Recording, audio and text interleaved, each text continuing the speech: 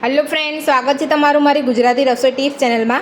तो आज આપણે બનાવીશું કેરીનું ગળ્યું અથાણું। કેરીનું ગળ્યું અથાણું માટે આપણે અહીંયા 2 કિલો રાજાપુરી કેરીને નાના નાના ટુકડા કરી લીધા છે। હવે આપણે આ બધા જ ટુકડાને અહીંયા એક મોટી તપેલીમાં લઈ લીધા છે। તો હવે આપણે 1 ચમચી મીઠું અંદર એડ કરીશું।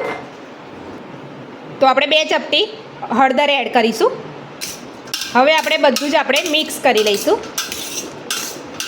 तो તમે જોઈ શકો છો બધું જ આપણે મિક્સ કરી લીધું છે। હવે આપણે એને 7 થી 8 કલાક માટે ઢાંકીને રહેવા દઈશું। તો કેરીના ટુકડાને 7 થી 8 કલાક થઈ ગયા છે। હવે આપણે આને પેપર ઉપર પાથરીને આપણે કોરા થવા દઈશું। તો તમે જોઈ શકો છો પેપર ઉપર આપણે બધી જ કેરીના ટુકડાને પાથરી લીધા છે। હવે આપણે એને અડધો થી પોણો કલાક એને આપણે કોરા થવા દઈશું। તો કેરીના ટુકડા બધા જ આપણા કોરા પડી ગયા છે। હવે આપણે એક મોટા તપેલામાં કાઢી લઈશું। तो આપણે અહીંયા એક તપેલાની અંદર બધા જ કેરીના ટુકડાને લઈ લીધા છે। હવે આપણે એની અંદર મસાલો એડ કરીશું જે આપણે ઘરે બનાવેલો છે। ઘરે બનાવેલો મસાલોની રીત તમારે જોઈતી હોય તો તમે મારા ચેનલ ઉપર જઈને જોઈ શકો છો। અહીંયા આપણે 600 ગ્રામ જેટલો મસાલો થયેલો છે એ આપણે બધો જ મસાલો અંદર એડ કરી દઈશું અને બધું જ આપણે સારી રીતે મિક્સ કરી લઈશું।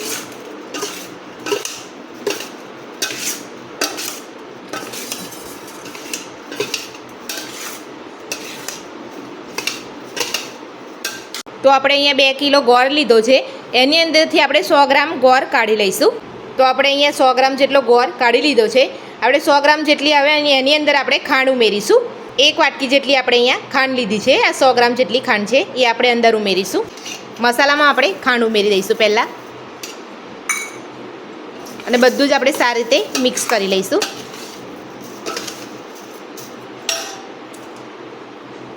હવે આપણે થોડો ગોળ ઉમેરતા જઈને મિક્સ કરીશું।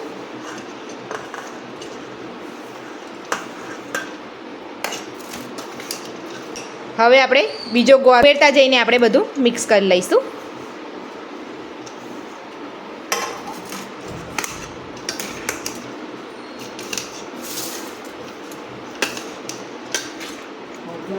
તો તમે જોઈ શકો છો આપણે બધું જ મિક્સ કરી લીધું છે અને આપણે 2 દિવસ માટે રહેવા દેવાનું છે અને આપણે વચ્ચે વચ્ચે એને ફેરવતા જવાનું છે જ્યાં સુધી આપણો ગોળ ના ઓગળે ત્યાં સુધી। એટલે આપણો બધો જ ગોળ ઓગળી જાય ત્યાં સુધી આપણે એને રહેવા દેવાનું છે। તો ગળ્યું અથાણું આપણું બનીને તૈયાર છે। તમે જોઈ શકો છો ગોળ પણ સરસ ઓગળી ગયો છે।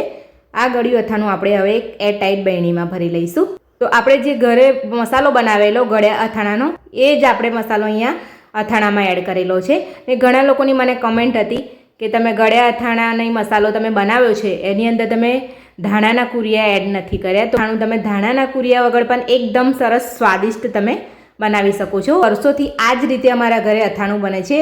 આખું વરસ અથાણું સચવાઈ રહે છે, અથાણાને કશું જ નથી થતું અને ઘરમાં બધાને ખૂબ જ ભાવે છે। તો જો તમને મારી આજની રેસીપી ગમી હોય ગળ્યા અથાણા બનાવવાની તો મને કોમેન્ટ બોક્સમાં એકવાર જરૂરથી કહેજો અને તમે જો અલગ રીતે બનાવતા હોય એ પણ મને કોમેન્ટમાં જરૂરથી જણાવજો। જો તમને વિડીયો ગમ્યો હોય તો વિડીયોને લાઇક કરજો, ચેનલને સબસ્ક્રાઈબ કરજો, તમારા મિત્રોને જરૂરથી શેર કરજો। Thank you.